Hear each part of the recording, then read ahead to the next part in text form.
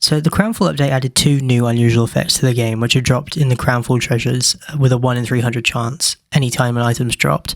Those 2 effects are Ravenblight and Featherfall. On the left here is Ravenblight. It's more of a gold effect. It's really similar to Gold Glow from the Dragon Sword. They're really similar, but there's a particle system that comes out the back of the Ravenblight effect. So I think they're still quite good. So even though Ravenblight's really similar to Gold Glow from Dragon Sword, I think the items in these chests are a lot more varied, and there are a lot more different heroes that these go for. So having unusuals available for these different heroes is cool. And Featherfall, I think, is less good, just because it's not quite as bright. But the particle system that emits out the back of it is definitely better. You can definitely see it in game a lot better than Ravenblight. But regardless of what they look like right now, at the moment, there are only a couple of items available on the market in these unusual qualities.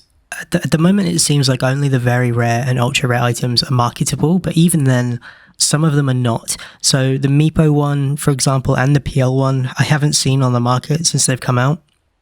But the Drow Ranger set unusual item has been seen. The CM item is really common.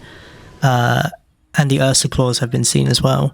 And, you know, the maths should state that there should be plenty of, like, the Meepo items and the other very rares, but they just don't seem to be on the market. So I'm thinking that Valve has either made a mistake and these items aren't marketable, or they made a mistake in making them marketable at all in the first place. Like the anti-mage items, for example, right now are the most valuable, and probably for good reason. But those seem to be more common and available than the other very rares when those items are the ultra rares. So I'm not entirely sure what's going on with that, but eventually, hopefully, it will get sorted out. So the only items I'm going to display are all of the very rares and ultra rares of the 3 chests. When I have more time, I'm going to do every single item from all 3 chests so far.